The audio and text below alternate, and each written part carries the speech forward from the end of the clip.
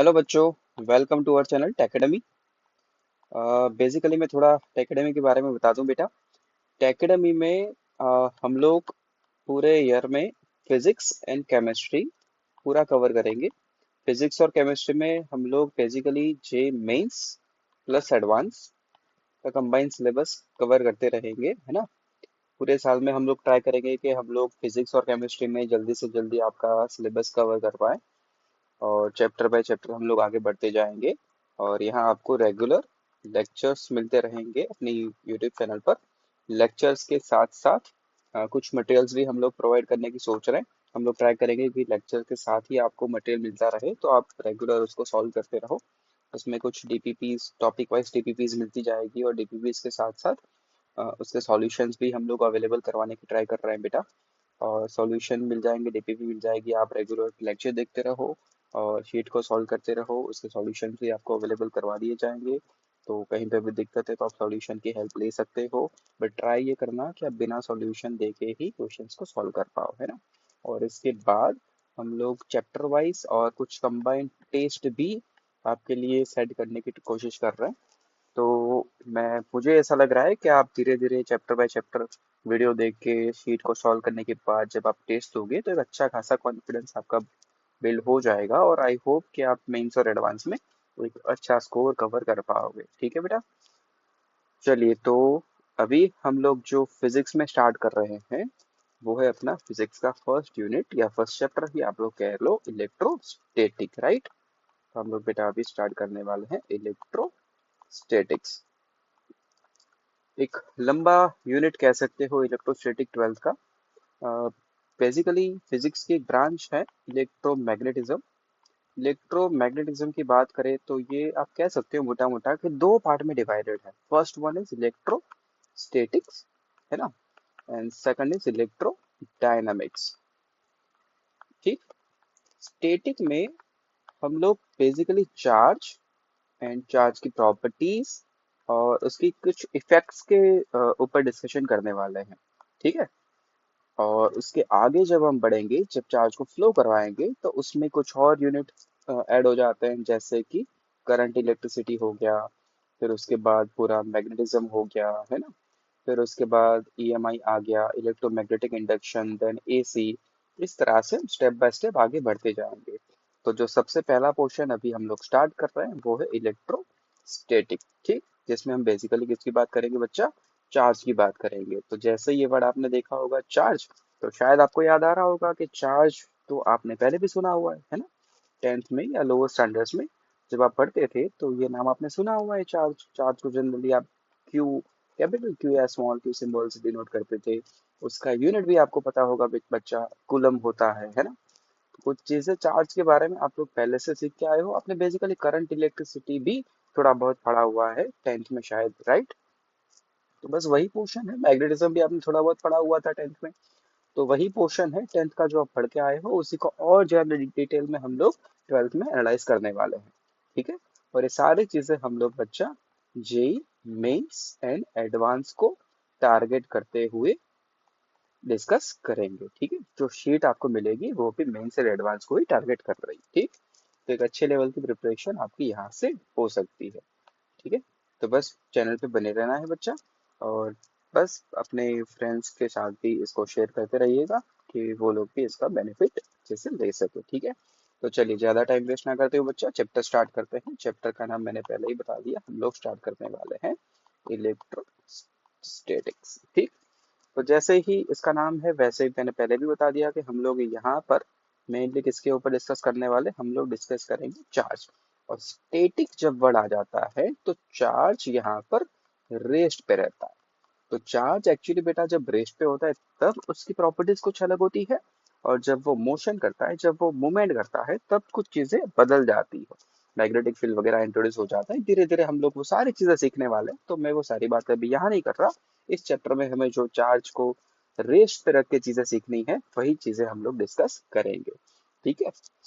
चलिए, जैसे कि चार्ज वर्ड आ गया, जो आप लोग अभी तक सीख के आए हो वही मैं पहले आपको थोड़ा याद करवा दूं। जैसे आपको पता है कि चार्ज दो तरह के होते हैं, आपने सुना ही होगा, पॉजिटिव चार्ज होता है और नेगेटिव चार्ज होता है। जहां तक मुझे पता है बेटा, आपको ये भी पता है कि पॉजिटिव चार्ज जो आप जानते हो वो है प्रोटॉन, और नेगेटिव चार्ज जो आप लोग जानते हो अभी तक वो है इलेक्ट्रॉन। और आई थिंक कि प्रोटॉन एंड इलेक्ट्रॉन के चार्ज की वैल्यू भी आपको पता है ना। प्रोटॉन पे जो चार्ज होता है वो है +1.6 इंटू 10⁻⁻19 कूलम, और इलेक्ट्रॉन के पास जो चार्ज है वो है -1.6 इंटू 10⁻⁻19 कूलम। ठीक। कूलम बेसिकली चार्ज का ऐसा यूनिट है। अगर मैं चार्ज के यूनिट्स की बात करूँ, आई थिंक यूनिट्स आपको सबको पता है।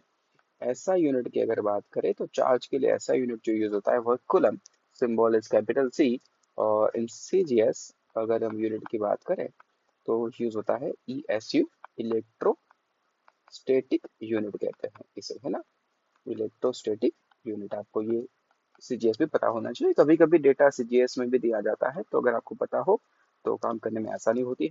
और एक रिलेशन भी है इन दोनों के बीच में जो आपको बेसिकली याद रखना पड़ेगा बच्चा, वो है 1 coulomb is equal to 3 × 10⁻⁹ ESU। Simple relation है।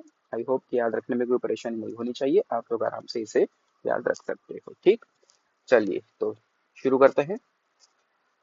मेनली अगर मैं बात करूं तो प्रोटॉन एंड इलेक्ट्रॉन के पास अपना कुछ मास भी होता है ना। और प्रोटॉन की अगर बात करें तो प्रोटॉन के पास जो मास होता है, मास ऑफ प्रोटॉन, वो लगभग होता है 1.6 into 10⁻⁻27 kg। And for electron, mass of electron होता है 9.1 इंटू 10⁻⁻31 kg। और यही से आप ये कंपैरिजन अगर करो तो ये भी कह सकते हो प्रोटॉन इलेक्ट्रॉन के कंपैरिजन में बहुत ज्यादा हैवी है ना। और कुछ चीजें आपको पता भी है एटम में कि प्रोटॉन एंड न्यूट्रॉन न्यूक्लियस में बैठे होते हैं, है ना। न्यूक्लियस के अंदर प्रोटॉन एंड इलेक्ट्रॉन होते हैं। और जो अपनी ऑर्बिट रहती है, ऑर्बिट में इलेक्ट्रॉन एक ऑर्बिटल मोशन परफॉर्म करते रहते हैं, मतलब घूमते रहते हैं ना। जो बेसिक चीजें आपको पता है उसी की बात कर रहा हूँ। एक्चुअली इलेक्ट्रॉन के क्लाउड्स होते हैं, ठीक है, हम उतनी डिटेल में डिस्कशन में भी नहीं चाह रहे। वो अभी 12th लेवल पे होता भी नहीं है हमारा, मतलब फिजिक्स में नहीं है, तो हम वो डिस्कस अभी नहीं कर रहे हैं। तो प्रोटॉन मेनली पॉजिटिव चार्ज जो न्यूक्लियस के अंदर होता है, इलेक्ट्रॉन फिजिकली नेगेटिव चार्ज जो अपनी एक फिक्स ऑर्बिट में घूमता रहता है ना। ये कुछ एटॉमिक स्ट्रक्चर आपने केमिस्ट्री में भी आई होप के पढ़ा होगा, आप सबको पता होगा। इतनी चीजें तो कॉमन है, आप सबको पता ही है। ठीक है।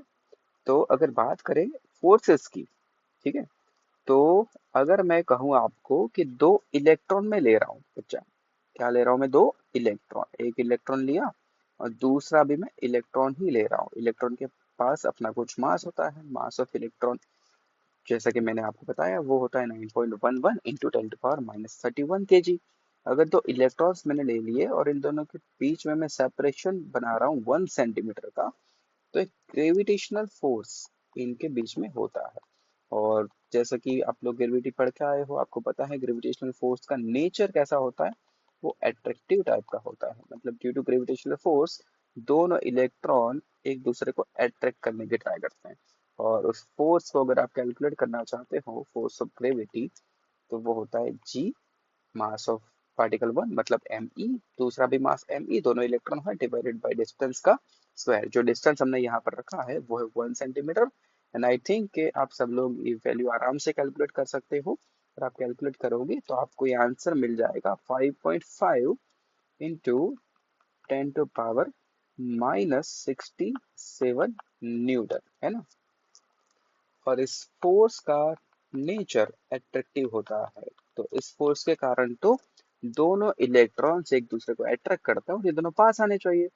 बट हमने ये पढ़ा हुआ है, ये सुना हुआ है कि दो इलेक्ट्रॉन्स जब पास में रखे जाते हैं तो उन दोनों के बीच में अट्रैक्शन नहीं होता, वो दोनों इलेक्ट्रॉन्स एक दूसरे को रिपेल करते हैं ना। तो इस पे भी एक फोर्स लगता है और इस वाले इलेक्ट्रॉन भी पर भी एक फोर्स लगता है। ये रिपल्सिव फोर्स है जो एक इलेक्ट्रॉन दूसरे इलेक्ट्रॉन पे अप्लाई कर रहा है। ठीक है ना। तो ये जो रिपल्सिव फोर्स, एडिशनल फोर्स जो ग्रेविटेशनल फोर्स के अलावा एक हमें देखने को मिल रहा है, वो फोर्स बेसिकली इलेक्ट्रिक फोर्स है, जो इलेक्ट्रॉन के पास अपने मास के अलावा एक और प्रॉपर्टी थी, वो था इलेक्ट्रॉन के पास खुद का charge.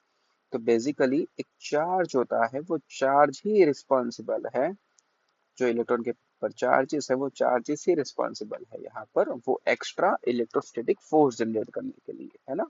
Charges are responsible for the electric force. तो एक तो ग्रेविटेशनल फोर्स था जो अट्रैक्टिव टाइप का था, तो बेसिकली दो इलेक्ट्रॉन अट्रैक्ट करने चाहिए थे एक मास के कारण। बट हमने ये देखा हुआ है कि दो इलेक्ट्रॉन्स को जब पास में रखा जाता है, या तो आपने सुना हुआ है कि दो इलेक्ट्रॉन आपस में एक दूसरे को रिपेल करते हैं। तो एक रिपेल करने वाला फोर्स जो यहाँ पर हमें देखने को मिल रहा है, ये या तो ये वो फोर्स बेसिकली इलेक्ट्रोस्टैटिक फोर्स है, जो एक और प्रॉपर्टी के कारण आया है, वो प्रॉपर्टी है मास, सॉरी, चार्ज। तो बेसिकली चार्ज में अगर आपको कहूँ तो चार्ज क्या है, चार्ज है बिल्कुल मास के जैसी ही एक प्रॉपर्टी, जिसके कारण अ, दो चार्जेस एक दूसरे को अट्रैक्ट या तो रिपेल करते हैं। ठीक है, चलिए कुछ और बातें करते हैं बेटा। फिर अगर एक्सपेरिमेंट को और आगे लेके जाए, और मैं आपको कहूँ कि मैं दो इलेक्ट्रॉन की जगह बच्चा यहाँ पर दो प्रोटॉन्स को रख रहा हूँ, और वही सेम डिस्टेंस में मेंटेन कर रहा हूँ दोनों के बीच में, अगेन 1 सेंटीमीटर।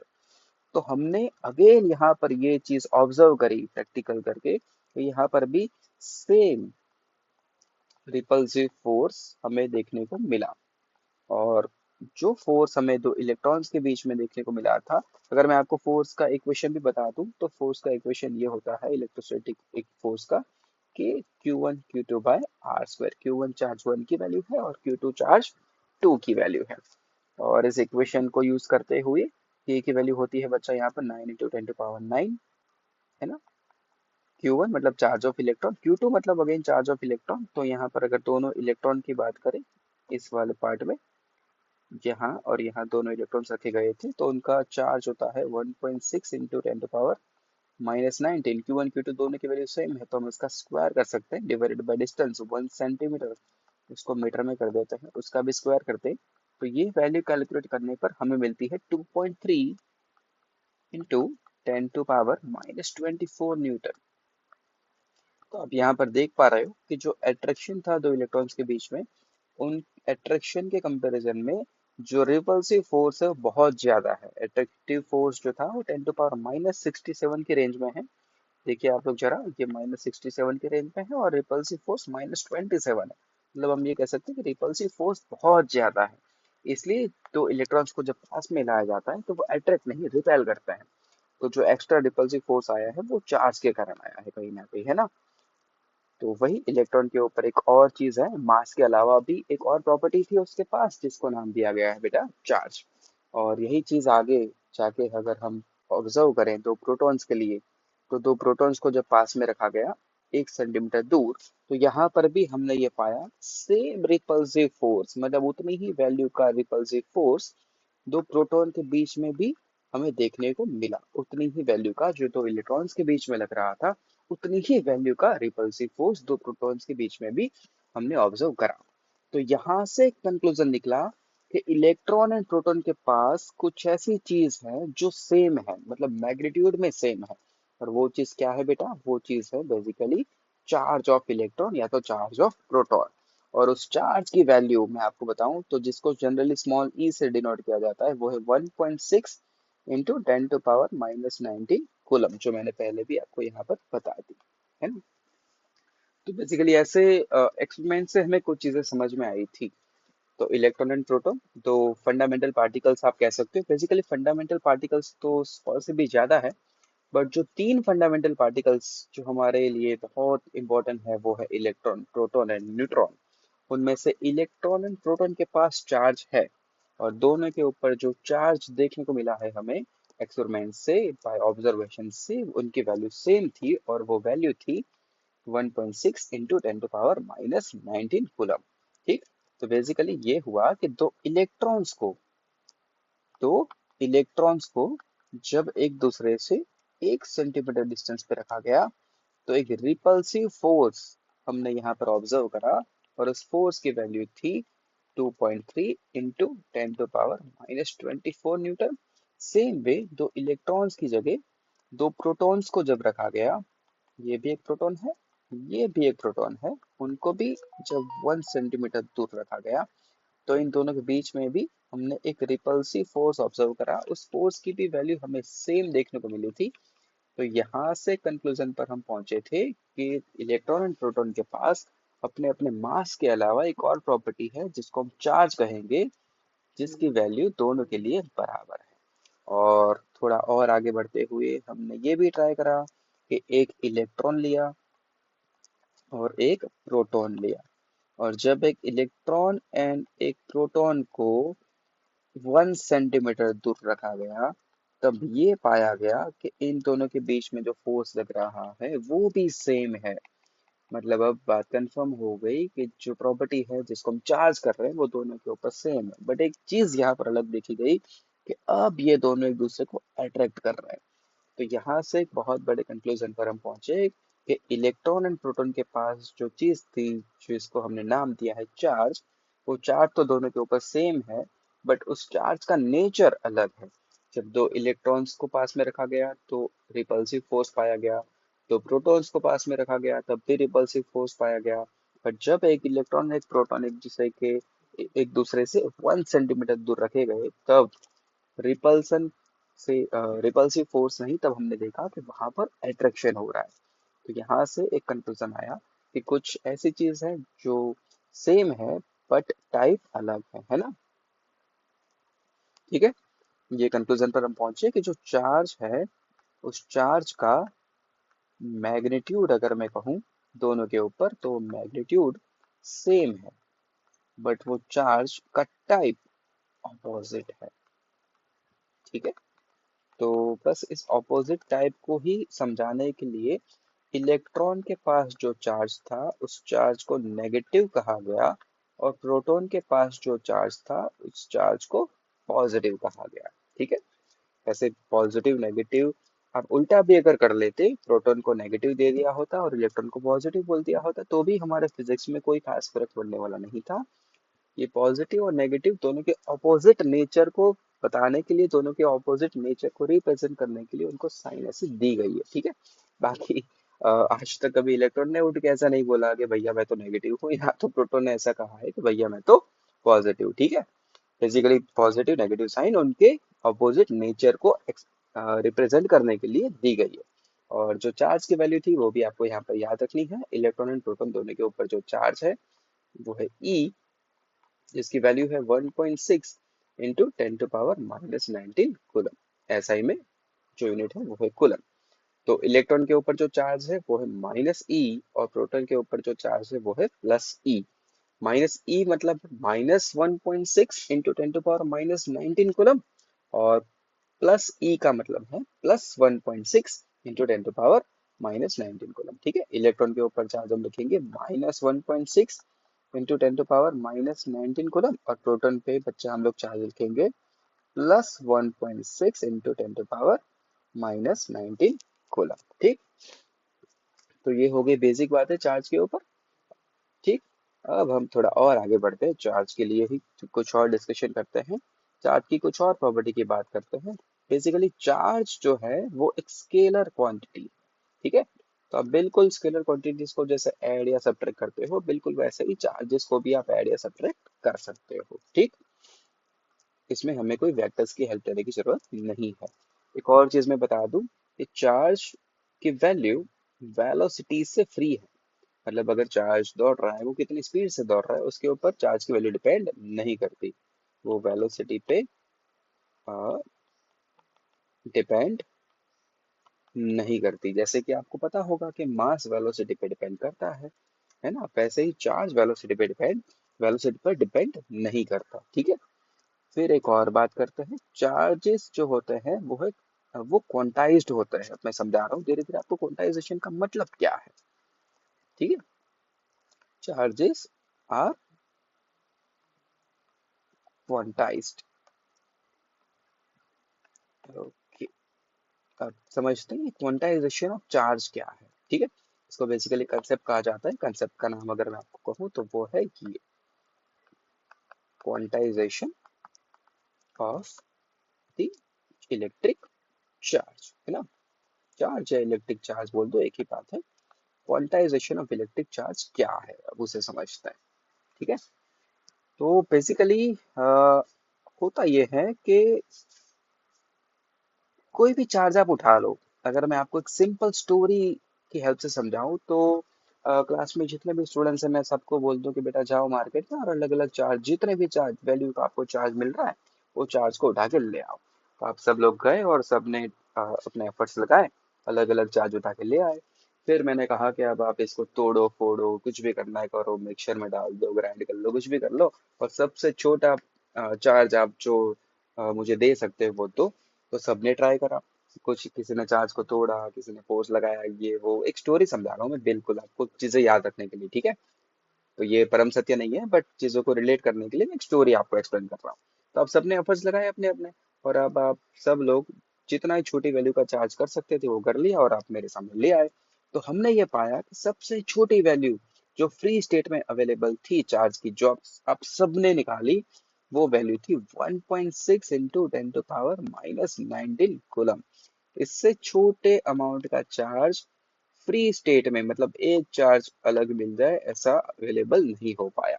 तो स्मॉलेस्ट फ्री चार्ज जो पॉसिबल था वो था 1.6 इंटू 10⁻⁻19 कूलम। इससे छोटे वैल्यू का भी चार्ज होता है बट वो फ्री स्टेट में नहीं होता। ठीक है, तो हुआ ये कि आप जो मार्केट से चार्ज लेके आए थे, लेट्स टेक इट क्यू, एक क्यू चार्ज आप मार्केट से उठा के लेके आए थे, वो बेसिकली बना कैसे था? वो बेसिकली बना था बहुत सारे ई मिलने के बाद। तो यहाँ से एक लॉजिकल इक्वेशन डेवलप होता है बच्चा, Q is equal to n e. एन क्या है? नंबर है जो मल्टीप्लाई हुआ था ई के साथ। ठीक है, मतलब हुआ ये कि एक ई चार्ज पॉसिबल है, या टू ई चार्ज पॉसिबल है, या थ्री ई चार्ज पॉसिबल है, या फोर ई चार्ज पॉसिबल है। Basically charge n e possible है, ऐसा कोई चार्ज पॉसिबल नहीं है 1.5 ई। मतलब एक ई और दूसरा आधा ई, दैट इज नॉट पॉसिबल। मतलब या तो ई हो सकता है, या टू ई हो सकता है, या थ्री हो सकता है, मतलब एक पैकेज आपको मिल रहा है, या ई, या टू ई, या थ्री ई, या फोर ई।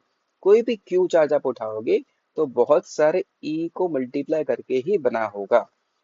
ठीक, तो एक स्टेटमेंट यहाँ पर हम लोग जरूर लिख सकते हैं कि magnitude of all charges found in nature. Nature में कोई भी चार्ज आप उठा लो, जैसे कि कैपिटल क्यू हमने लिया है, वो कैसा होता है? वो होता है integer integral multiple of fundamental charge. Fundamental charge कौन है? फंडामेंटल चार्ज मतलब अपना स्मॉल ई। ठीक है, कोई भी क्यू चार्ज आप उठा लोगे, वो क्यू चार्ज अपने स्मॉल ई मतलब फंडामेंटल चार्ज के इंटीग्रल मल्टीपल में ही होता है। तो ये बहुत ही काम का इक्वेशन है, इस इक्वेशन को हमें बच्चा याद रखना है। ठीक, q is equal to n e. ठीक है ना, ई क्या है? फंडामेंटल चार्ज है, और ई की वैल्यू कितनी है? ई की वैल्यू है 1.6 इंटू 10⁻⁻19 कूलम। ठीक, ऐसा यूनिट सिस्टम में। ठीक है, तो अगर आप इलेक्ट्रॉन्स लेके आए हो तो ये आपका चार्ज नेगेटिव होगा, और पॉजिटिव प्रोटॉन्स लेके आए थे, क्या बहुत सारे प्रोटॉन्स मिलके बना रहे हैं, तो आपका चार्ज पॉजिटिव होगा। तो जनरली ऐसा कहा जाता है कि यहाँ पर एन जो है वो +or-1, +or-2, +or-3, ऐसा कुछ नंबर, इंटीजर नंबर हो सकता है। ठीक है बच्चा, आई होप कि आपको क्वांटाइजेशन ऑफ चार्ज समझ में आ गया होगा। मैंने ये कहा कि स्मॉल ई फ्री स्टेट में अवेलेबल हो सकता है, तो इसका मतलब ये नहीं है कि इससे छोटी वैल्यू के चार्जेस नहीं होते। जैसे जैसे साइंस आगे डेवलप होता गया, नए नए रिसर्च होते गए, वैसे ही हमें कुछ और एक्साइटिंग चीजें भी समझ में आती गई। तो न्यू रिसर्च जो हुई साइंस में, वो ये कहती है कि स्मॉल ई से छोटे चार्जेस भी पॉसिबल हैं। तो जो छोटे चार्जेस थे उनको नाम दिया गया है क्वार्क्स। ठीक, जो मैं उतने क्वार्क्स की बात कर रहा हूँ जिनके पास चार्ज है। ठीक है, क्वार्क्स सिर्फ दो नहीं होते, दो से ज्यादा होते हैं, बट मैं अभी सिर्फ दो क्वार्क्स की बात कर रहा हूँ। एक होता है अप क्वार्क, और एक होता है डाउन क्वार्क।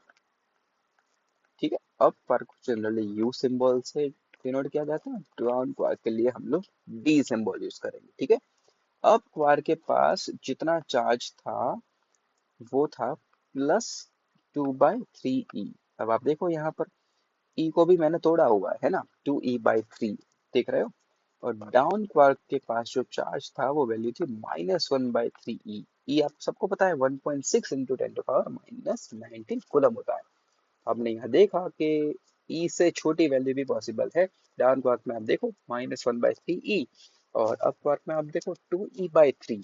ठीक, तो ई से छोटे चार्ज भी पॉसिबल थे, बट ये फ्री स्टेट में अवेलेबल नहीं होते।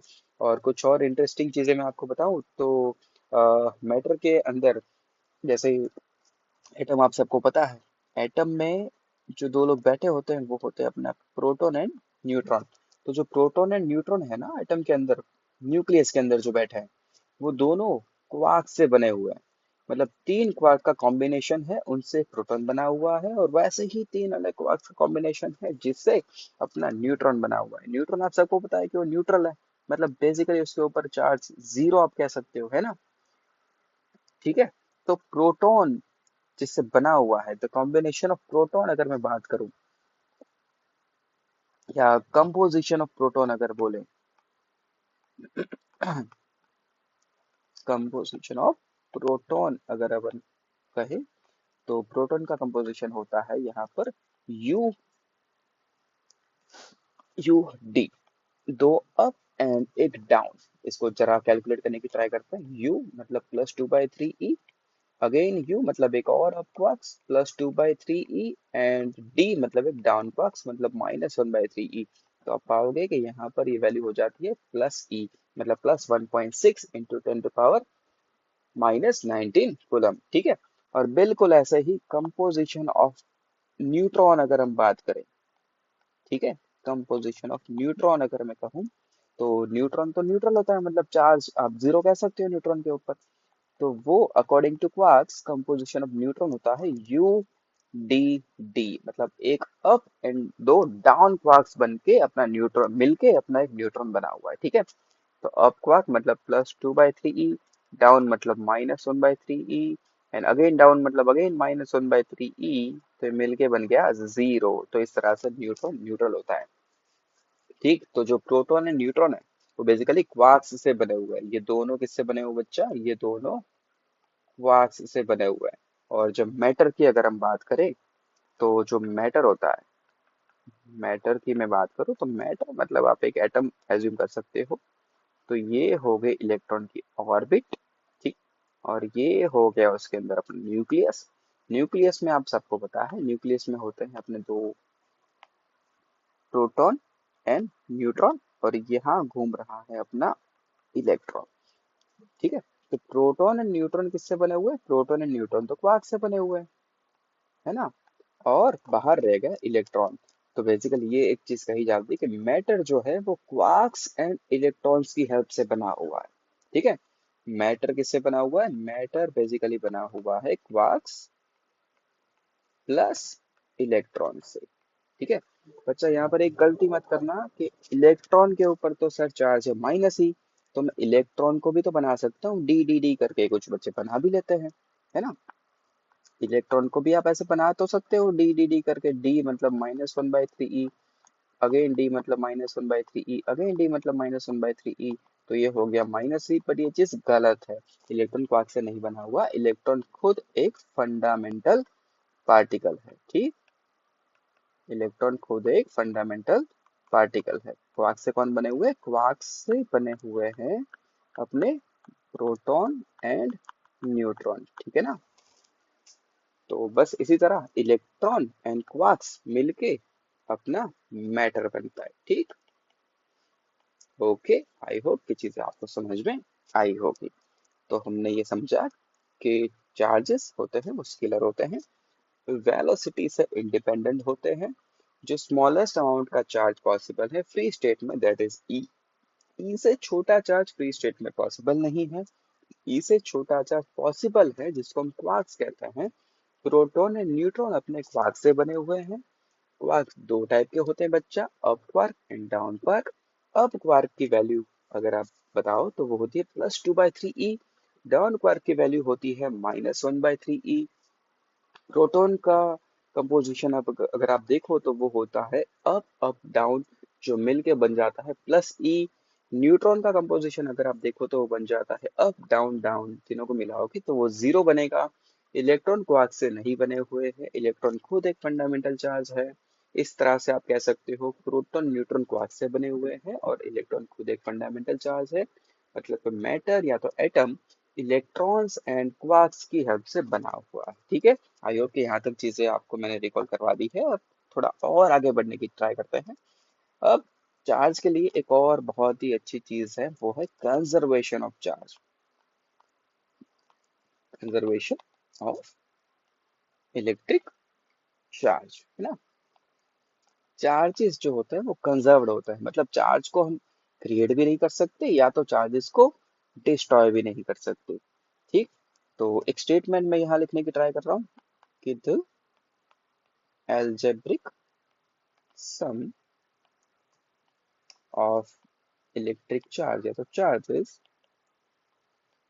in an electrically isolated, एक आइसोलेटेड सिस्टम हमें लेनी होगी। Electrically isolated system always remains constant। ठीक है, irrespective of any process taking place। ठीक, ये है बेसिकली कंजर्वेशन ऑफ चार्ज का सिंपल स्टेटमेंट। ये स्टेटमेंट ये समझाना चाहता है कि कोई एक सिस्टम अगर आप ले रहे हो और उस सिस्टम आइसोलेटेड है, मतलब चार्ज उस सिस्टम से आप बाहर नहीं ले रहे हो या तो चार्ज उस सिस्टम में बाहर से अंदर ला भी नहीं रहे हो, ऐसे सिस्टम में जो टोटल चार्ज है वो हमेशा कांस्टेंट रहता है। जिसको समझाने के लिए एक सिंपल एग्जांपल अगर हम ले तो वो है ग्लास रोड एंड सिल्क का क्लोथ। आई थिंक ये एग्जांपल आपने शायद पहले भी सुना होगा। एक एग्जांपल की हेल्प से हम कंजर्वेशन को समझने की ट्राई कर रहे हैं। वो एग्जांपल है ग्लास रोड एंड अपना सिल्क क्लोथ। एक ग्लास का रोड ले लेते हैं। ये लो, ये मैंने ले लिया ग्लास रोड और ये एक मान लो सिल्क का क्लोथ है। ये क्या है, ये है ग्लास का रोड और ये है अपना सिल्क का कपड़ा मतलब क्लोथ। अरे अरे अरे, ठीक। जब इस ग्लास के रोड को सिल्क के क्लोथ के ऊपर रब किया जाएगा तो जैसे कि हमें पता है कि रबिंग से थोड़ी सी हीट जनरेट होती है ड्यू टू फ्रिक्शन, और उस हीट के कारण जो इलेक्ट्रॉन होते हैं आउटर मोस्ट ऑर्बिट में वो थोड़े क्लोजली बाउंड होते हैं। वो इलेक्ट्रॉन्स को एनर्जी मिल जाती है, वो इलेक्ट्रॉन्स अपनी ऑर्बिट को छोड़ देते हैं, है ना। तो बस वही कहानी यहाँ पर भी हो रही है। ग्लास रोड को जब सिल्क क्लोथ के साथ रब किया जाएगा तो बेसिकली क्या होता है, ग्लास रोड में से कुछ इलेक्ट्रॉन्स हट जाते हैं ग्लास रोड की आउटर मोस्ट ऑर्बिट से और वो इलेक्ट्रॉन सिल्क के क्लोथ पे रह जाते हैं, है ना। ड्यू टू रबिंग एक एनर्जी उनको मिलती है और उस एनर्जी को लेके आउटर मोस्ट ऑर्बिट के ग्लास रोड में जो आउटर मोस्ट ऑर्बिट में इलेक्ट्रॉन्स थे वो कुछ इलेक्ट्रॉन्स ग्लास रोड से हट के कहाँ आ जाते हैं, सिल्क क्लोथ पे आ जाते हैं। ठीक है, तो अगर ग्लास रोड पे पहले इलेक्ट्रॉन थे और वो इलेक्ट्रॉन फाइनली हट गए तो आप कह सकते हो कि इलेक्ट्रॉन हटने का मतलब है इनिशियली तो ग्लास रोड न्यूट्रल था और उसमें से अगर इलेक्ट्रॉन कम हो गए तो वहां पर आप कह सकते हो कि प्रोटॉन कंपेरेटिवली ज्यादा है इलेक्ट्रॉन के कंपेरिजन में, है ना। तो ग्लास रोड पॉजिटिवली चार्ज बन गया और वो इलेक्ट्रॉन गए कहाँ, वो इलेक्ट्रॉन तो अपने सिल्क के क्लोथ पे आ चुके हैं। तो सिल्क का क्लोथ नेगेटिवली चार्ज बन गया। ठीक, तो ये बेसिकली एक प्रोसेस होती है। ठीक है, मान लेते हैं कि चार इलेक्ट्रॉन यहाँ से यहाँ चले गए तो सिल्क का क्लोथ जो अपने पास था उसके पास चार्ज जो हमें देखने को मिला वो हो गया -4e। एक इलेक्ट्रॉन का चार्ज स्मॉल ई, ऐसे चार इलेक्ट्रॉन यहाँ आ गए तो वो चार्ज बन गया -4e। और बिल्कुल उसी तरह ग्लास के रोड पे जो चार्ज आया है वो अगर मैं क्यू डैश कहूँ तो वो आ गया है +4e। यहाँ पे चार प्रोटॉन ज्यादा हो गए, जितने भी इलेक्ट्रॉन होंगे ग्लास रोड के पास उनके कंपैरिजन में अब ग्लास रोड के पास चार प्रोटॉन ज्यादा होंगे, क्योंकि हमें सबको पता है कि न्यूक्लियस में जितने प्रोटॉन होते हैं उतने ही आउटर मोस्ट ऑर्बिट में इलेक्ट्रॉन होते हैं। जनरली मैटर तो अपना जो होता है वो न्यूट्रल होता है ना, जितने प्रोटॉन उतने ही इलेक्ट्रॉन होते हैं। अगर 4 इलेक्ट्रॉन यहाँ से यहाँ जंप करके चले गए तो यहाँ पर 4 प्रोटॉन ग्लास रोड के ऊपर ज्यादा हो गए, तो उसके ऊपर जो चार्ज बचा है वो हो गया होगा +4e। ठीक है ना। तो ऐसे अगर कुल मिला के बात करें तो इनिशियली सिस्टम के पास जो टोटल चार्ज था वो इनिशियली अगर मैं कहूँ क्यू इनिशियल, तो इनिशियली अपना ग्लास रोड था वो न्यूट्रल था मतलब जीरो। इनिशियली सिल्क क्लॉथ भी न्यूट्रल था मतलब जीरो। तो टोटल चार्ज इनिशियली जीरो था।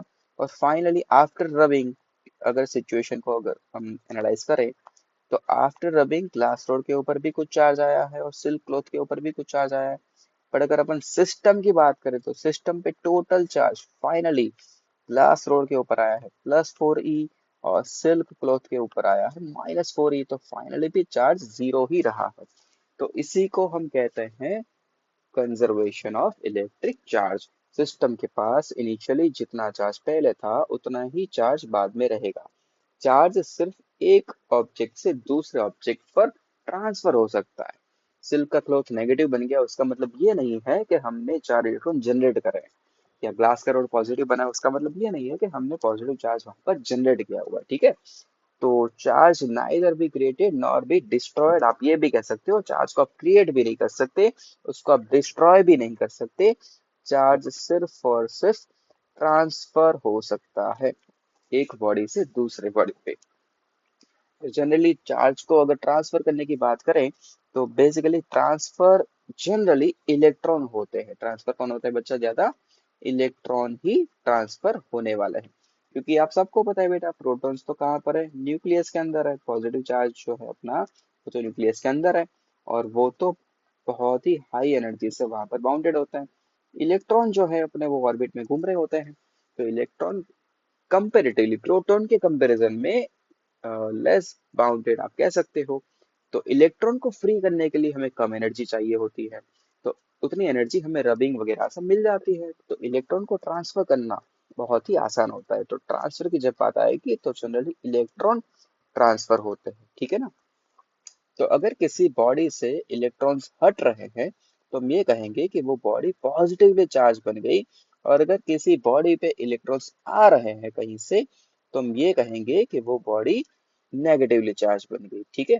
इलेक्ट्रॉन आने का मतलब है नेगेटिवली चार्ज होना और इलेक्ट्रॉन निकलने का मतलब है बॉडी का पॉजिटिवली चार्ज होना। ठीक। आई होप कि आपको चीजें समझ में आई होगी। ठीक है। अगर कोई बॉडी में से इलेक्ट्रॉन हट रहे हैं मतलब बॉडी इलेक्ट्रॉन लूज कर रही है तो वो बॉडी पहले न्यूट्रल थी उसमें से कुछ इलेक्ट्रॉन हट गए तो वो बॉडी कैसे बनी, पॉजिटिवली चार्ज बॉडी बन गई। ठीक। और अगर कोई बॉडी इलेक्ट्रॉन गेन कर रही है, इलेक्ट्रॉन ले रही है ना, तो वो बॉडी कैसी बन गई, वो बॉडी बन गई पॉजिटिवली सॉरी नेगेटिवली चार्ज। तो बस किसी बॉडी को पॉजिटिव या नेगेटिवली चार्ज करने को ही हम चार्जिंग कहते हैं। तो एक प्रोसेस यहाँ से और हमें समझ में आई, चार्जिंग। तो चार्जिंग का मतलब होता है किसी बॉडी को पॉजिटिव या तो नेगेटिवली चार्ज करना। और जैसे कि हमने डिस्कस करा बॉडी को जब चार्ज करने की बात आती है तो ट्रांसफर इलेक्ट्रॉन का ही होता है। अगर बॉडी को हम पॉजिटिव चार्ज कर रहे हैं इसका मतलब कि इलेक्ट्रॉन वहां से गए होंगे, और बॉडी को नेगेटिवली चार्ज कर रहे हैं उसका मतलब वहां पर उस बॉडी ने इलेक्ट्रॉन लिए होंगे। ठीक है। आई होप कि आपको चीज समझ में आ रही है।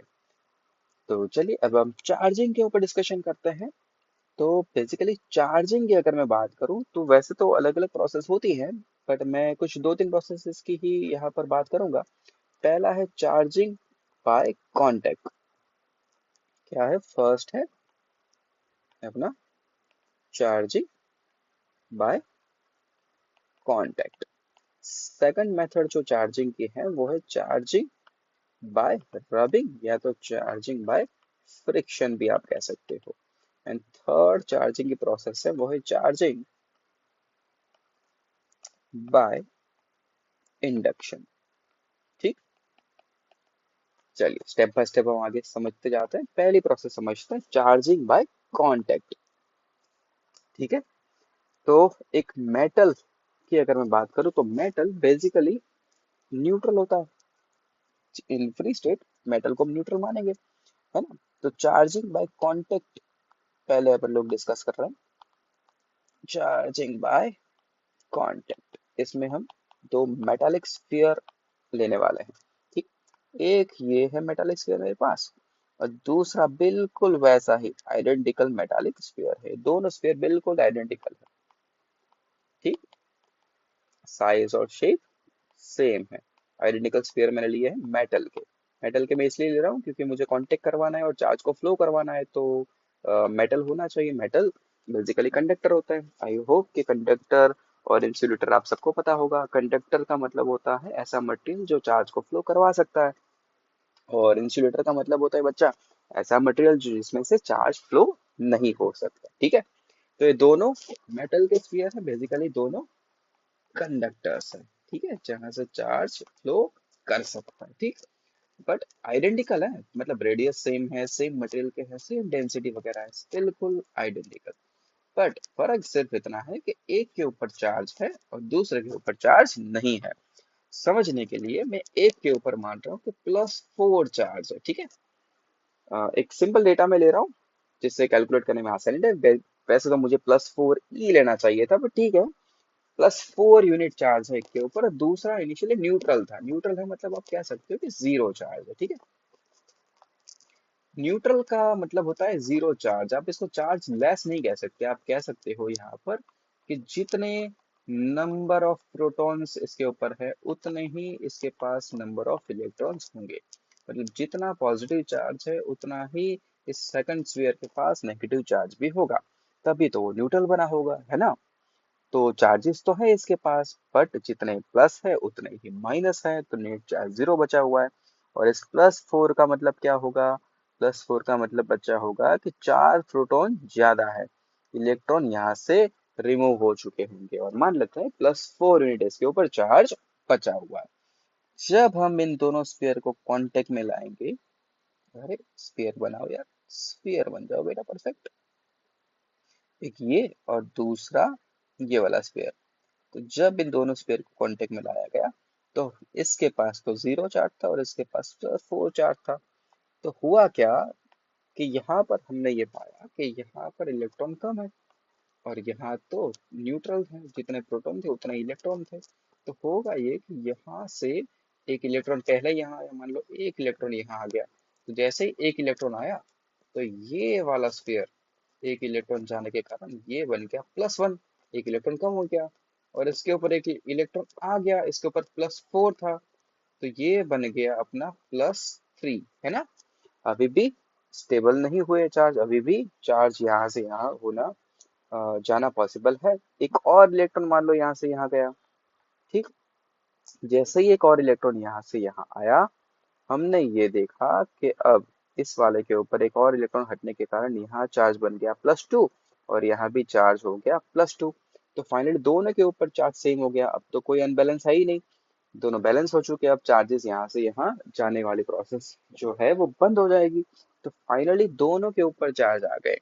तो अगर मैं इसको ए कह दूं और इसको बी कह दूं, तो इनिशियली अपना स्फीयर बी अनचार्ज था, मतलब न्यूट्रल था, और फाइनली इन दोनों को अगर सेपरेट कर दिया जाए, तो स्फीयर ए के पास जो चार्ज बचा है वो है +2, और स्फीयर बी के पास भी जो चार्ज बचा है वो भी है +2। तो स्फीयर बी इनिशियली आप देख पा रहे हो कि वो न्यूट्रल था, और अब जाके वो स्फीयर बी चार्ज हो गया, वो पॉजिटिवली चार्ज बन चुका है ना। तो इस तरह से हम कांटेक्ट करवा के बॉडी को चार्ज कर सकते हैं। तो ये चार्जिंग की प्रोसेस है, चार्जिंग बाय कांटेक्ट। और यहाँ से एक बहुत ही बढ़िया इक्वेशन मैं आपको समझाने की ट्राई करता हूँ। समझो स्फीयर ए के पास इनिशियली जो चार्ज था उसको अगर मैं कह दूं क्यू ए, और स्फीयर बी के पास जो चार्ज था उसको अगर मैं कह दूं क्यू बी, और फाइनली जो दोनों पे चार्ज आया है उसको आप देख पा रहे हैं, दोनों पे जो चार्ज आया है वो सेम आया है। अगर मैं उसको क्यू कह दूं, तो मैं यहाँ ये देख पा रहा हूँ कि जो क्यू की वैल्यू है वो आई है QA + QB/2, है ना। क्यू ए मतलब 4, क्यू बी मतलब 0/2, मतलब ये हो गया +2। तो इन केस ऑफ कांटेक्ट अगर दोनों स्फीयर आइडेंटिकल है, तो फाइनल चार्ज जो दोनों पे बचेगा वो फाइनल चार्ज होगा QA + QB/2। ठीक, तो एक सिंपल एग्जांपल मैं और यहाँ पर आपको दे रहा हूँ, मुझे जल्दी से बताना कि आफ्टर कांटेक्ट या तो आफ्टर सेपरेशन दोनों के ऊपर चार्ज कितना बचेगा। ठीक है, अगेन दो स्फीयर ले रहे हैं बच्चा, बिल्कुल आइडेंटिकल स्फीयर है ए और बी। ए के ऊपर चार्ज है +4, बी के ऊपर चार्ज है -6। कांटेक्ट करवाओ और कांटेक्ट करने के बाद इन दोनों को हमें सेपरेट करना है, ठीक है ना। और आफ्टर सेपरेशन फाइनल चार्ज आपको बताना है दोनों स्फीयर्स के ऊपर, ठीक। तो जल्दी से अपन कैलकुलेट करेंगे। अब तो अपने पास डायरेक्ट इक्वेशन है, तो हम अब लिखेंगे कि after separation net charge on both the sphere will be q, and q होगा q a plus q b by two, मतलब +4 -6/2, तो ये बन गया -2/2, बेसिकली -1। तो आफ्टर सेपरेशन स्फीयर ए के पास भी चार्ज होगा -1, और स्फीयर बी के पास भी जो चार्ज बचने वाला है वो भी होगा -1, ठीक। तो ये हमने समझा चार्जिंग बाय कांटेक्ट। चार्जिंग के और भी दो तरीके हैं, charging by induction and charging by rubbing, ठीक। तो चलिए अब हम आगे बढ़ते हैं। अब हम समझते हैं चार्जिंग बाय रबिंग या तो charging by friction. Charging by friction, तो ये आपके लिए अब कुछ नया नहीं है। चार्जिंग बाय फ्रिक्शन ऑलरेडी हमने कंजर्वेशन ऑफ चार्ज में समझ ली। वही एग्जांपल मैं वापस ले रहा हूँ यहाँ पर। ग्लास रोड, ये है अपना ग्लास रोड, इनिशियली न्यूट्रल, और ये है अपना सिल्क क्लॉथ, ठीक। ये भी इनिशियली न्यूट्रल है। जब ग्लास के रोड को सिल्क के क्लॉथ पे रब करा जाएगा तो ड्यू टू रबिंग या ड्यू टू फ्रिक्शन एक हीट जनरेट होती है, और उसी हीट के कारण ग्लास के रोड के आउटर मोस्ट ऑर्बिट में से कुछ इलेक्ट्रॉन्स यहाँ पे सिल्क के क्लॉथ पे आ जाते हैं। और क्योंकि ग्लास के रोड से इलेक्ट्रॉन हटे हैं तो ग्लास का रोड पॉजिटिव बन जाएगा, और वो इलेक्ट्रॉन सिल्क के क्लॉथ पे आ चुके हैं तो अपना सिल्क का क्लॉथ नेगेटिव बन जाएगा। तो इस तरह से ग्लास का रोड पॉजिटिवली चार्ज्ड हो चुका है और अपना सिल्क क्लॉथ नेगेटिवली चार्ज्ड हो चुका है। तो बस यही प्रोसेस है, सिंपली चार्जिंग बाय फ्रिक्शन। उसी एग्जांपल की हेल्प से हम लोग समझ सकते हैं, ठीक है ना। और चार्जिंग की बस थर्ड प्रोसेस बची है, वो है चार्जिंग बाय इंडक्शन, ठीक है बच्चों। तो बच्चों अब हम लोग चलते हैं बेटा चार्जिंग की नेक्स्ट मेथड पे, वो है चार्जिंग बाय इंडक्शन, है ना।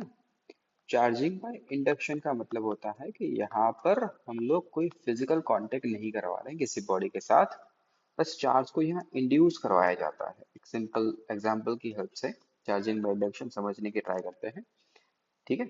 मान लो अपने पास एक मेटल का स्फीयर है, ठीक। वो इनिशियली न्यूट्रल था, ठीक है ना। न्यूट्रल का मतलब होता है बच्चा जितने पॉजिटिव चार्ज इसके पास थे उतने ही इसके पास नेगेटिव चार्ज भी होंगे, मतलब जितने प्रोटॉन्स हैं उतने ही इसके पास इलेक्ट्रॉन भी होंगे। तो इनिशियली ये भाई साहब न्यूट्रल थे। अब ऐसे एक स्फीयर के पास हम लोग एक रोड को ले गए, और ये वाला जो रोड है वो पॉजिटिवली चार्ज था। तो जैसे ही ये एक पॉजिटिवली चार्ज रोड इस स्फीयर के पास में ले जाया जाता है, तो due to induction positive negative को अट्रैक्ट करता है, वो सबको पता है। तो इंडक्शन के कारण इस पॉजिटिव के पास इसके नेगेटिव चार्जेस आ जाते हैं, इलेक्ट्रॉन तो मूव हो सकते हैं, और ये एक मेटल का स्फीयर है। तो मेटल है तो कंडक्टर कह सकते हो आप, है ना। तो इलेक्ट्रॉन दौड़ के इस पॉजिटिव की तरफ आ जाता है, और सामने उतने ही पॉजिटिव चार्ज हमें फ्री मिल जाते हैं, ठीक है। तो ऐसा होता है, ठीक। इलेक्ट्रॉन पॉजिटिव रोड की तरफ आ गए और सामने दूसरी तरफ हमें पॉजिटिव चार्ज मिल गए। अब हम क्या करते हैं कि हम लोग यहाँ पर अगर मेटल के इस वाले एंड को अर्थ कर दें, मतलब इसे कहते हैं जनरली अर्थिंग, ये अर्थिंग का सिंबल है ना। तो अर्थ मतलब कि धरती माँ, आप ये कह सकते हो कि धरती माँ इनफाइनाइट नंबर ऑफ चार्जेस या तो इलेक्ट्रॉन्स दे सकती है या तो ले भी सकती है, ठीक है। अब यहाँ आप सिचुएशन को एनालाइज करो कि यहाँ पॉजिटिव चार्ज है, और पॉजिटिव को बैलेंस करने के लिए हमें चाहिए इलेक्ट्रॉन्स, है ना। तो अर्थ क्या करेगी कि अर्थ यहाँ पर इलेक्ट्रॉन्स डोनेट करेगी, तो अर्थ से इलेक्ट्रॉन्स यहाँ आएंगे, स्फीयर के पास आएंगे, और सिचुएशन क्या होगी कि जितने भी यहाँ पर ये पॉजिटिव चार्जेस आपको दिख रहे हैं वो सब इलेक्ट्रॉन लेके वापस न्यूट्रल बन जाएंगे, ठीक। तो अब सिचुएशन कुछ ऐसे दिखेगी कि ये जो अपना स्फीयर था, उस स्फीयर में यहाँ पर ये प्लस माइनस बैलेंस होके न्यूट्रल हो गए, प्लस माइनस न्यूट्रल हो गए, ये प्लस माइनस, ये प्लस माइनस, ये प्लस माइनस, तो ये सब तो न्यूट्रल हो गया। तो यहाँ पर कोई नेट चार्ज हमें नहीं दिखेगा, बट यहाँ पर क्या था, माइनस तो आके बैठे थे। यहाँ पर एक रोड हमने रखा हुआ था पॉजिटिव, उस पॉजिटिव के कारण यहाँ पर नेगेटिव चार्ज आ गए थे इस तरफ, है ना। अब हम लोग क्या करेंगे कि अब धीरे से इस वाले रोड को हम यहाँ से हटा देंगे, ठीक। तो लो, ये रोड मैंने यहाँ से हटा दिया, और आप अर्थिंग को भी रिमूव कर दो। अर्थिंग को हटा दिया और रोड भी हटा दिया, तो बच गया सिर्फ ये अपना कंडक्टिंग स्फीयर। तो क्योंकि स्फीयर कंडक्टिंग है, तो एट द फाइनल स्टेट ये जितने भी नेगेटिव चार्ज बच गए वो सारे नेगेटिव चार्ज अर्थ की सरफेस पर ऐसे इक्वल डिस्टेंस पे अलग अलग लोकेशन पे सेट हो जाएंगे। तो जैसा कि हमने देखा कि इनिशियली ये न्यूट्रल था, और फाइनली वो नेगेटिवली चार्ज स्फीयर बन गया। तो ये है मेथड एक चार्जिंग की, जिसे हम कहते हैं चार्जिंग बाय इंडक्शन, ठीक। बिल्कुल इंडक्शन का ऐसा ही एक और केस भी हम लोग लेते हैं। एक केस की हेल्प से मैं वापस आपको इंडक्शन समझाने की ट्राई कर रहा हूँ, ठीक है। चलिए, इसमें हम लोग क्या करते हैं बच्चा, कि दो स्फीयर ले लेते हैं, ठीक। एक मेटल का स्फीयर लिया, और एक दूसरा भी मेटल का स्फीयर मैंने यहाँ पर ले लिया, ठीक है। दोनों को कांटेक्ट में रखा गया है, ठीक है। दोनों आपस में ऐसे कांटेक्ट में है। और अब हम क्या कर रहे हैं कि यहाँ पर एक रोड में एक स्फीयर के पास ले आया, पॉजिटिव रोड ले आया, ठीक है ना। तो जैसे ही पॉजिटिव रोड यहाँ पर आया, तो नेगेटिव चार्ज अट्रैक्ट होके इसकी तरफ आ जाएंगे, और पॉजिटिव चार्ज इस वाले स्फीयर के दूसरे एंड पे चले जाएंगे। ये स्फीयर ए कह दो, इसको आप स्फीयर बी कह दो, ठीक है ना। तो ऐसा कुछ हो गया है। और अब हम लोग क्या करेंगे कि हल्के से, बिल्कुल धीरे से इन दोनों स्फीयर्स को सेपरेट कर देंगे। तो जैसे ही दोनों स्फीयर को सेपरेट करा जाएगा, आप लोग ये पाओगे कि स्फीयर ए पे नेगेटिव चार्ज बच गया है, और स्फीयर बी पे नेट चार्ज जो है वो पॉजिटिव रह चुका है, ठीक है। तो इस पे जो नेगेटिव चार्ज था वो भी ऐसे इक्वली डिस्ट्रीब्यूट हो जाएगा, और इस पे जो पॉजिटिव चार्ज है वो भी ऐसे यूनिफॉर्मली डिस्ट्रीब्यूट हो जाएगा। स्फीयर ए नेगेटिवली चार्ज स्फीयर बन गया, और स्फीयर बी जो कि पहले न्यूट्रल था वो पॉजिटिवली चार्ज स्फीयर बन गया। तो इस तरह से हम इंडक्शन के हेल्प से भी बॉडी को चार्ज कर सकते हैं। तो ये थी चार्जिंग बाय इंडक्शन की मेथड, ठीक है। तो कुल मिला के हमने चार्जिंग की बेसिकली तीन मेथड डिस्कस करी। First one is charging by friction, ठीक है। Second one is charging by contact, दोनों आइडेंटिकल स्फीयर हमने लिए थे इसमें, और उनको आपस में कांटेक्ट करवाया था, तो चार्ज एक स्फीयर से दूसरे स्फीयर पर ट्रांसफर हो रहा था, है ना। Third one is charging by induction, ठीक।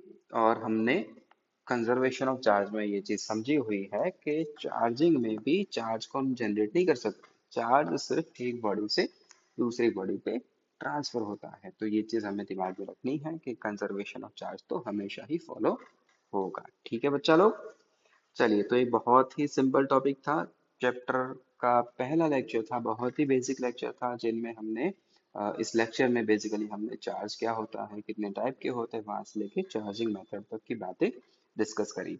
अब वही इसी लेक्चर के ऊपर बेस्ड थोड़े छोटे मोटे क्वेश्चंस भी हम लोग अभी डिस्कस कर लेते हैं, ठीक है बच्चा।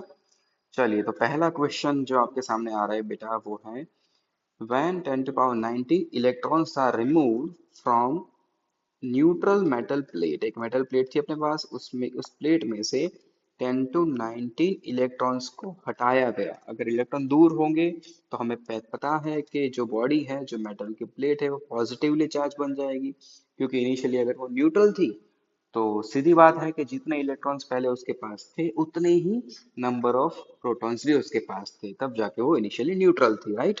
अब अगर उसमें से आप इलेक्ट्रॉन्स को हटा रहे हो, तो बॉडी खुद पॉजिटिवली चार्ज बच जाएगी। तो वही पूछा गया है कि इलेक्ट्रिक चार्ज उसके ऊपर कितना होगा। तो यहाँ हमें नंबर ऑफ इलेक्ट्रॉन्स दिए गए हैं n 10 टू पावर 19, और चार्ज पूछा गया है q। तो q is equal to n e, ये इक्वेशन हमने सीखा हुआ है, और e की वैल्यू होती है 1.6 into 10 to power -19 coulomb. N की वैल्यू यहाँ पर आपको दी गई है, इतने इलेक्ट्रॉन्स आप हटा रहे थे, 10⁻19। ई की वैल्यू लिख दो 1.6 इंटू 10⁻−19। ये दोनों आपस में ही कैंसिल आउट हो गए, आंसर बचा है 1.6 कूलम। तो क्योंकि इलेक्ट्रॉन को हटाया गया था तो प्लस 1.6 कूलम, मतलब इतना पॉजिटिव चार्ज हमें देखने को मिलेगा। तो final answer is b, plus 1.6 coulomb. ठीक, चलिए नेक्स्ट क्वेश्चन पे आते हैं। अब इसमें पूछा जा रहा है कि how much positive and negative charge is there in a cup of water. और यहाँ ब्रैकेट में आपको हिंट भी दी गई है कि 250 ग्राम वाटर है, ये आपको मान के चलना है। ठीक है, कितना पानी है एक कप में? 250 ग्राम पानी है। उस पानी के अंदर कितने पॉजिटिव एंड कितने नेगेटिव, कितना पॉजिटिव एंड कितना नेगेटिव चार्ज होगा। ऑब्वियसली पानी को हम न्यूट्रल मानेंगे, तो न्यूट्रल है उसका मतलब जितने पॉजिटिव होंगे उतने ही अंदर नेगेटिव चार्ज भी होंगे। ठीक है ना, तो हमें बेसिकली एक ही चार्ज कैलकुलेट करना है। तो पानी मतलब कि H2O, सबको पता है। तो पहले क्या करते हैं, इसका मॉलिक्यूलर मास अपन कैलकुलेट कर लेते हैं। ठीक है, मॉलिक्यूलर मास अपन लोग कैलकुलेट कर लेते हैं। तो मॉलिक्यूलर मास अगर पानी का कैलकुलेट करें m0, तो क्योंकि पानी की बात हो रही है तो यहाँ पर दो हाइड्रोजन है प्लस एक ऑक्सीजन है ना। तो दो हाइड्रोजन का मास और एक ऑक्सीजन का मास ऐसा अपन ऐड कर लें, तो 2 ग्राम प्लस ऑक्सीजन का 16 ग्राम, तो ये हो गया 18 ग्राम, है ना। मॉलिक्यूलर मास आ गया है 18 ग्राम। ठीक, और एक और बहुत ही अच्छा इक्वेशन केमिस्ट्री का आपको पता होगा, नंबर ऑफ मोल्स, म्यू या तो एन, जो भी आप लिखते थे, उसको कैलकुलेट करने के लिए एक इक्वेशन होता है n/Na, या तो इसे ही हम कह सकते हैं m/m0। ठीक, राइट। तो यहाँ से n क्या बनेगा, m into n a by m0, और Na यहाँ पर आपको पता होना चाहिए, एवोगैड्रो नंबर होता है 6.02 इंटू 10⁻23। आई थिंक ये नंबर आपको पता ही होगा। तो m जो कि इसका मास जो गिवन है ये रहा 250 ग्राम, तो m 250 ग्राम, Na 6.02 इंटू 10⁻23, m0 पानी का मॉलिक्यूलर मास जो कि हो गया था 18 ग्राम। तो ये हो गए नंबर ऑफ एटम्स जो वहां पर प्रेजेंट है। ठीक, आई थिंक इतनी चीजें आप क्लियर होगी, राइट। और हर एक एटम के पास अब देखते हैं कि कितना चार्ज होता है। अगर मैं H2O की बात करूं, H2O, तो दो हाइड्रोजन और एक ऑक्सीजन। यहाँ पर ऑक्सीजन के लिए आप कह सकते हो कि इसमें 8 इलेक्ट्रॉन्स, क्योंकि इसका एटॉमिक नंबर 8 है, तो 8 इलेक्ट्रॉन्स प्लस 8 प्रोटॉन्स होने वाले हैं।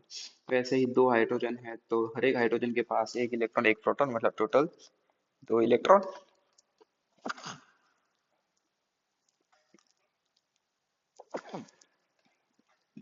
एंड दो प्रोटॉन यहाँ पर भी। तो एक H2O के पास कुल मिला के 10 electrons and 10 proton, 10 electrons and 10 protons होने वाले हैं। ठीक है, तो बेसिकली एक के पास कितना पॉजिटिव चार्ज होगा, तो 10 E जितना पॉजिटिव चार्ज, 10 प्रोटॉन का चार्ज मतलब कि +10 E, और 10 इलेक्ट्रॉन का चार्ज मतलब -10 E। तो इतना पॉजिटिव चार्ज और इतना नेगेटिव चार्ज होगा, राइट।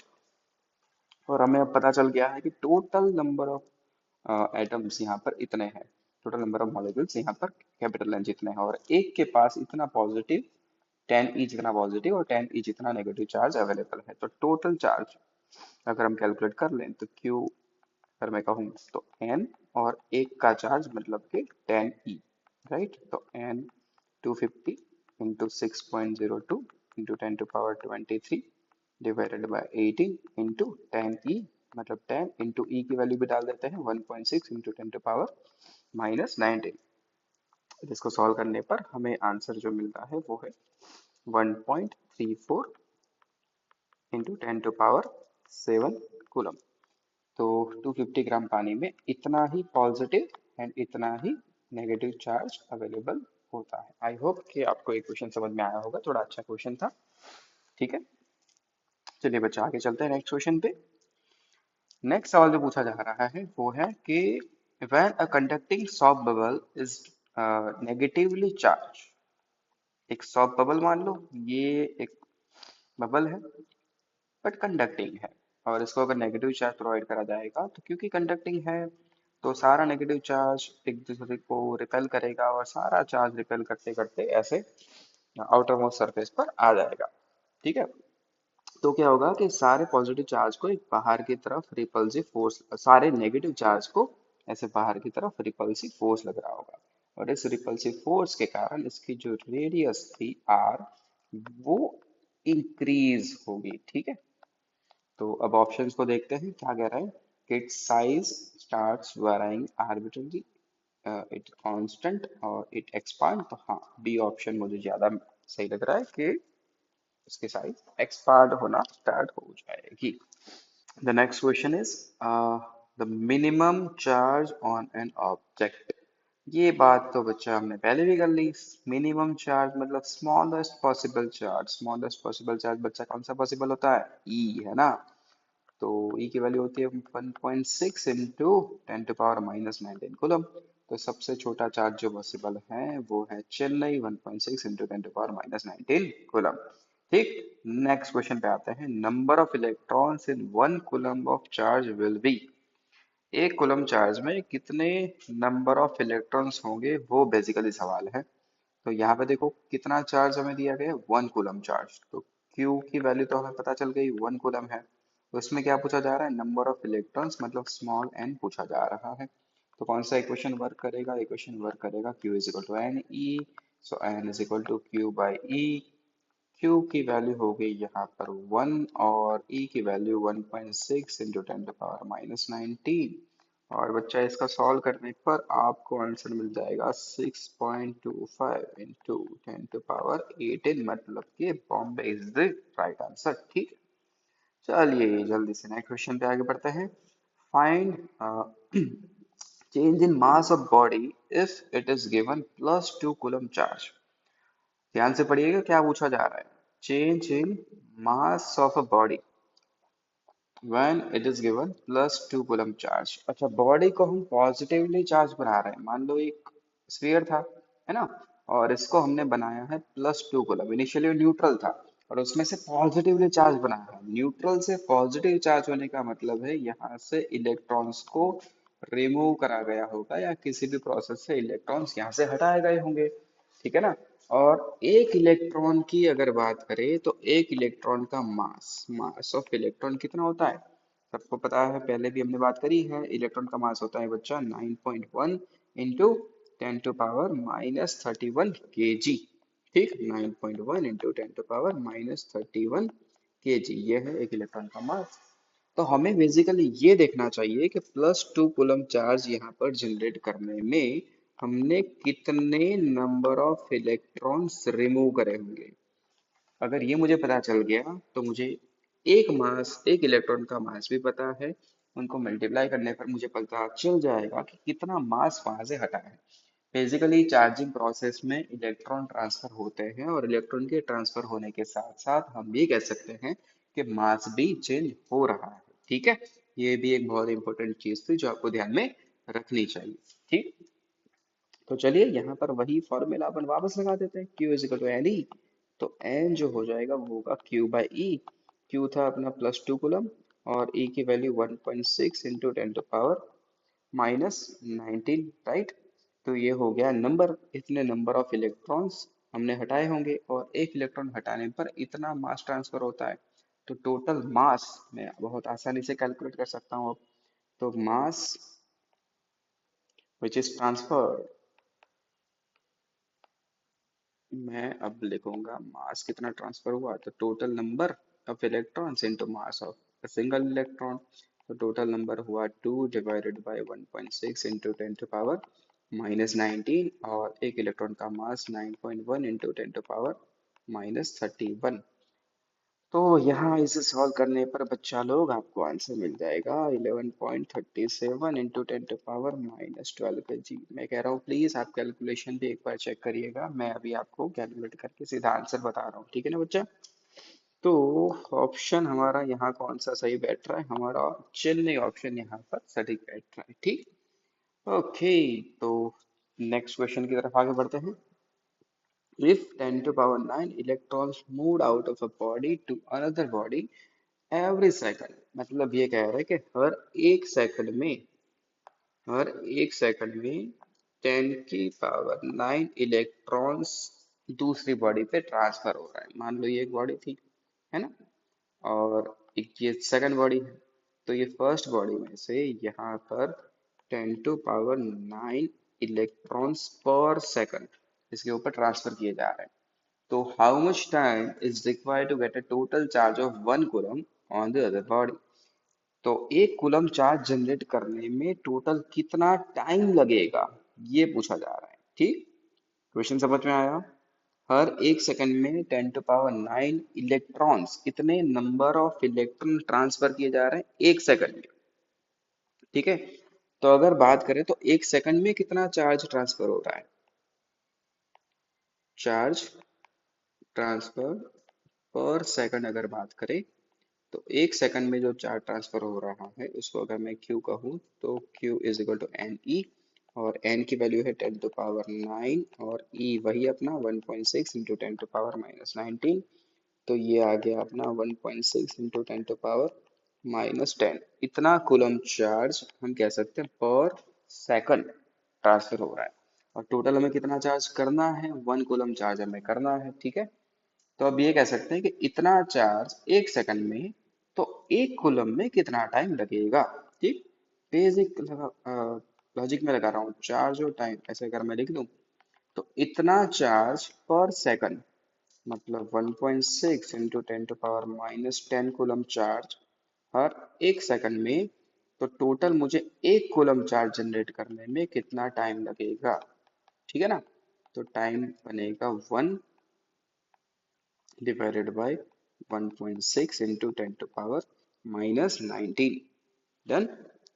और ये बनेगा आपका 6.25 इंटू 10 to power 9 सेकंड। देख के आपको लग रहा है कि सेकंड बहुत सेकंड में है, बहुत छोटा है, नहीं, पर ये बहुत ही बड़ा नंबर है। इसको अगर हम कन्वर्ट करें ईयर में तो कैसे करोगे, एक साल मतलब कितने दिन, एक साल में अपने हो गए वही अप्रोक्सीमेटली 365 ही ले लेते हैं, 365 डेज। और 1 डे मतलब 24 आवर, और 1 आवर में इतने सेकंड। तो ये कन्वर्ट हो गया अपना ईयर में। और इसको सॉल्व करने पर आपका आंसर आएगा 198 ईयर्स। मतलब ऑलमोस्ट, अगर ऑप्शंस को चेक करें तो बॉम्बे ऑप्शन लगभग 200 साल लग जाएंगे एक कूलम ट्रांसफर करने में। ध्यान से देखो, 10 to power 9 इलेक्ट्रॉन्स आप एक सेकंड में ट्रांसफर कर रहे थे। मतलब 10 to power 9 बहुत बड़ा नंबर होता है ना, तो इतना बड़ा नंबर आप हर एक सेकंड में ट्रांसफर कर रहे हो, तब भी सिर्फ एक कूलम चार्ज जनरेट करने में 200 साल लग रहे हैं। तो बेसिकली आप ये चीज भी समझ सकते हो कि 1 कूलम एक बड़ा नंबर भी होता है। ठीक है, चलिए एक आध दो क्वेश्चन और कर लेते हैं। एक सिंपल एग्जांपल मैं आपको देता हूँ। मैं अगर आपको पूछूं कि क्या 5.8 into 10 to power-18 coulomb charge possible है? Is the charge of 5.8 10 to power-18 coulomb is possible? क्या ये चार्ज पॉसिबल है? क्या बच्चा कर सकते हो सॉल्व? थोड़ा पॉज लो और क्वेश्चन को सॉल्व करने की ट्राई करो। सोचो आप क्या दिमाग लगाएंगे, दो चार क्वेश्चन तो हमने सॉल्व कर ही लिए, तो आई थिंक ये आप लोग आराम से कर लोगे। ठीक है, और उसके बाद सॉल्यूशन पे आओ। ठीक, तो सॉल्यूशन के लिए मैं आपको बता दूं कि हमने क्वांटाइजेशन ऑफ चार्ज सीखा था। हमने ये समझा था कि दुनिया का कोई भी चार्ज क्यू स्मॉल ई के इंटीजर मल्टीपल में भी होता है। मतलब ये स्मॉल एन है, वो एक इंटीजर नंबर है जो 1 2 3 ऐसा कुछ हो सकता है। ठीक है, 1.5 ई 1 2.5 ऐसा पॉसिबल नहीं है। मतलब एन की वैल्यू 1.5 2.5 ऐसे नहीं हो सकती, वो 1 2 3 4 5 ऐसे ही कुछ होनी चाहिए, राइट? तो चलिए वही अप्लाई कर लेते हैं। ठीक है, तो मैं यहाँ पर अगेन सेम इक्वेशन अप्लाई कर लूंगा, Q is equal to n e. ठीक, और n में कैलकुलेट कर लूंगा Q बाई ई करके। Q की वैल्यू डाल दो 5.8 इंटू 10 to power-18, और E हो गया अपना 1.6 इंटू 10 to power-19। और जैसे ही आप इसको सॉल्व करोगे ना बच्चा, आपको आंसर मिलेगा 36.25। मतलब n की वैल्यू 36.25 आ रही है, ये इंटीजर नहीं है। तो इतना चार्ज जनरेट करना पॉसिबल नहीं है, एन शुड बी इंटीजर ना, ये इंटीजर वैल्यू आई ही नहीं है, तो इतना चार्ज हम लोग जनरेट नहीं कर सकते। ठीक है बच्चा। तो आई होप कि लेक्चर आपको समझ में आया होगा, बहुत ही बेसिक लेक्चर था, फर्स्ट लेक्चर था, बहुत आसान लेक्चर था, क्वेश्चंस भी बहुत छोटे छोटे सिंपल सिंपल लेवल के थे। ठीक है, एक आध बार प्रैक्टिस करोगे क्वेश्चन आपसे बन ही जाएंगे। ठीक।